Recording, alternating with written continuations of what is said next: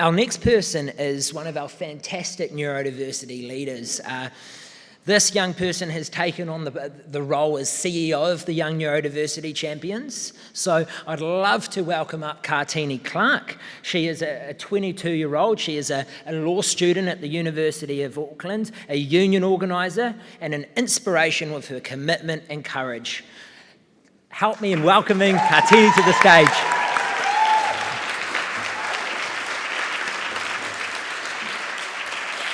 Tēnā koutou katoa, and welcome to the YNC's Neurodiversity Hui for 2024. I would love to start off by thanking Chlöe Swarbrick and Ingrid Leary for kindly hosting us today. It's a real privilege to be here, and we could not have done it without you guys and your team as well. Also, big shout out to Laura for helping everything from the comms to setting up. She has been incredible, so special shout out to her. All right, so today, as you know, we are here. We want to show the ministers that we need to change our education system for our neurodivergent rangatahi. But before we get underway, I would just like a few of you to humour me. Could everyone just close their eyes for 1 second and raise your hand when you hear something that resonates with you? All right. Raise your hand if at school you have ever been called stupid, if you were ever told you weren't reaching your full potential, if you were told you were a difficult child. Raise your hand if you've ever been stood down or suspended. You were never extended or challenged enough. Keep your hands up, guys. Don't put them down until I say. All right. If you haven't been challenged or extended, if you are older and you bore the brunt of corporal punishment. Raise your hand if you were told you're not allowed to follow your dreams because they would be just too difficult for you. Raise your hand if you had to drop out early. If you were shunned for asking too many questions in class, if you were told that you were too emotional, if you were bullied by your peers and teachers. Raise your hand if you've ever had mental health issues like depression, anxiety, or PTSD, or you were suicidal or have even attempted suicide. Raise your hand if you've ever been held back a year because they could not support you. Keep your hands up if you already raised them before, and raise your hand if you've ever felt isolated from your peers because your differences were never understood. And one more question, raise your hand if you were not diagnosed until you were an adult and you were left to pick up the broken and traumatic pieces of your entire schooling years. Now everyone open your eyes and look around the room and see how many hands are up. Ministers, look at us. We could go on forever, but this is the result of the fact that we do not have a neuro-inclusive education system. But a bit about me and my experiences at school. So, when I was younger, I was recognised as someone who was hyperlexic. By age 7, I was already reading at the high school age. However, by the time I reached that high school age, I was already dealing with the brunt of not being supported. I was depressed, had anxiety, had eating disorders up to the gourds, and I had already attempted suicide a few times by that point. That was because there was an insurmountable pressure on me to continue achieving and being the top as where they wanted, with my parents seeing that I used to be the top of the class, and I wasn't, but that's because my brain and my sensory issues were never recognised. However, I can now see where everything went wrong, why I continued to drown until my first year of university, when I made that connection and realised that I was ADHD with a huge touch of autism.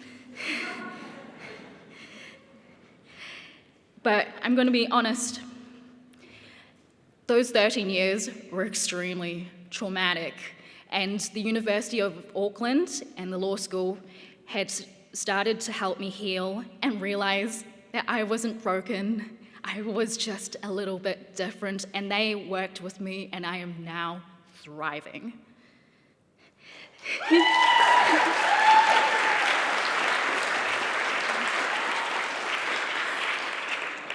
But I do have to preface this. Not many rangatahi are as lucky as I was. But the education system has always been built for the 80% of us, because apparently the 80% means, oh, we're doing fine. I mean, 80%, it's a majority, but we fail to recognise the 1 in 5 New Zealanders who are also neurodivergent.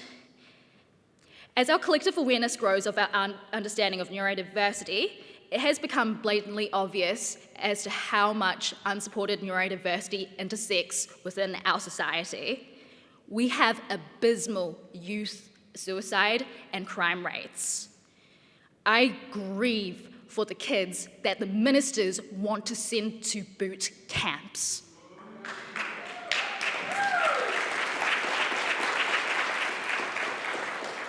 I wonder how differently things would have turned out for those children had they gotten the right education support. Here are some more frightening statistics. 1 in 4 women with ADHD have attempted suicide. 1 in 3 autistic people are unemployed. And at least 50% of inmates have dyslexia and 25% have ADHD. These unsupported young people are more likely to be female, Māori, Pacifica, and come from lower socioeconomic backgrounds.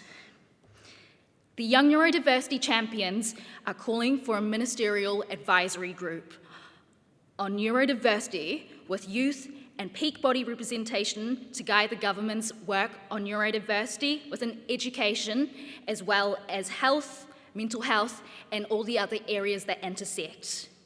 We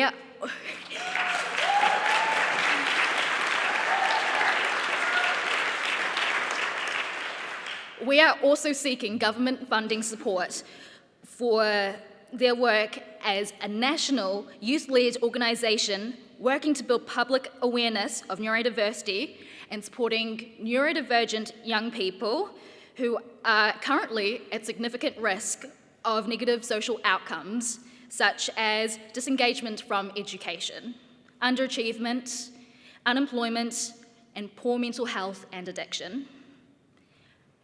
Ministers and politicians, we need to help our communities across the motu, and it needs to be accessible in every single community, from South Auckland to Southland. And we need funding as an organisation. Work cannot be done for us without us. Do not play with our education by asking our parents for them to speak on our behalves. Do not turn our lives and our right to education as just another political football. We have suffered enough. And we cannot sit and gawk at the statistics in front of our faces anymore. We cannot sit here and deny the experiences of the neurodivergent rangatahi and what they've had done to them in the education system, because it's not inclusive for every neurotype. The mahi must start now, or we will be back next year.